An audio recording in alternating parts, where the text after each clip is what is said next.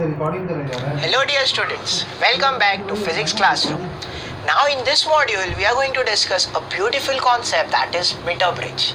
Now what is meter bridge, how it is worked and what are the constructions involved in the meter bridge, I will going to discuss in this module.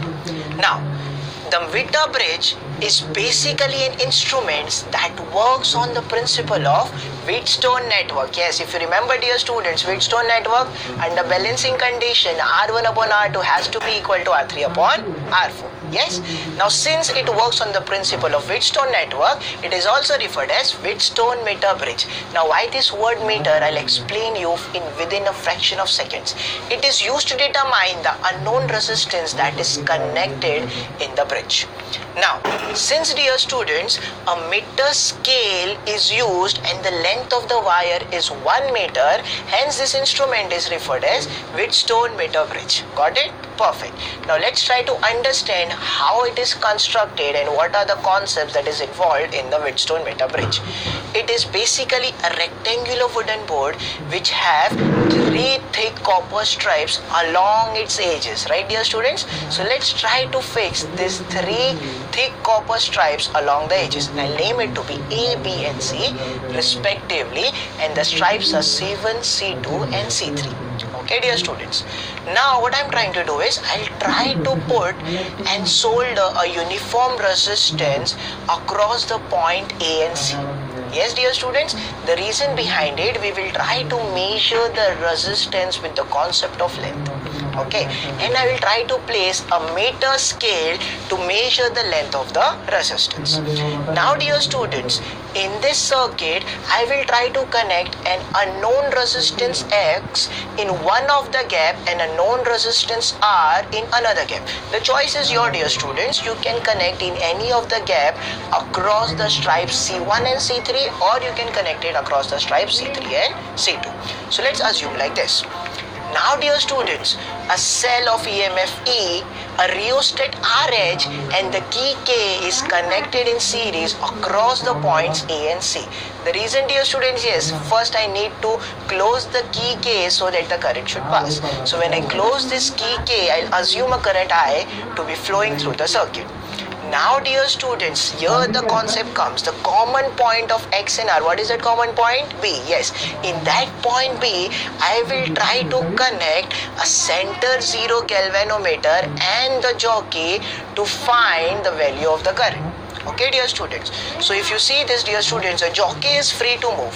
So what I will do is, before measuring those values, I will try to make sure that the deflections in the galvanometer at point A and point C has to be opposite, which can be shown like this. So when I try to tap the jockey, I can see at point A the galvanometer is towards the left, and at point C the galvanometer has to be towards the right. That means this is the basic arrangement you have to do before performing the experiment. Now the experiment is ready. If it is not there dear students, please adjust the value of rheostat to find these deflections.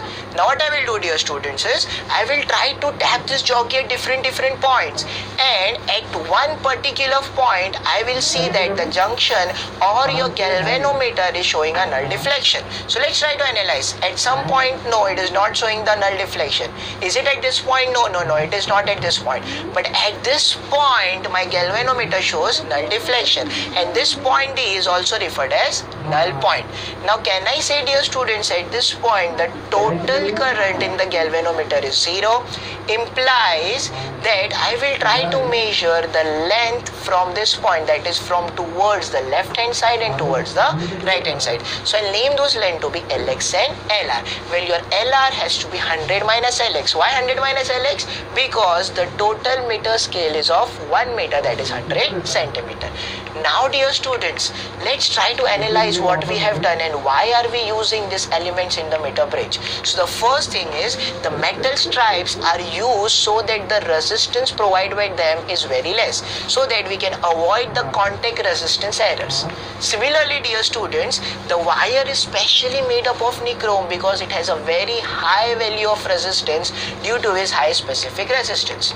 Similarly dear students, your rheostat is used to reduce the network of the circuit, because we know that R is inversely proportional to I.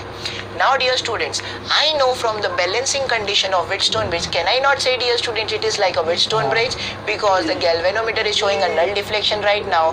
The resistance are X and R, and the resistance that is across the length Lx and across the length Lr. So I know the balancing condition that R1 upon R2 is equal to R3 upon R4. Right dear students, let's apply here. What is R1 for us? Yes, it is unknown resistance X that I am supposed to find. What about R2 dear students? R2 is a known value of resistance, that is R. What about R3 dear students? Yes, R3 has to be the resistance across the wire AD. Similarly, the resistance across the wire DC has to be considered as R4. But dear students, I know that resistance per unit length is sigma, therefore I can easily write X upon R is equal to sigma time Lx, and it has to be equal to sigma into 100 minus Lx, that is the values of R3 and R4 respectively. But sigma can be easily cancelled out dear students, yes. So what I can do dear students is X upon R is equal to Lx upon 100 minus Lx.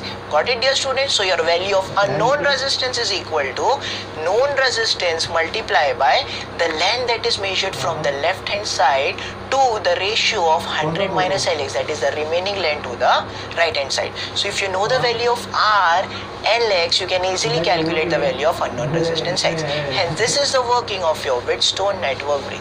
So that's it for this module. Till then, keep learning.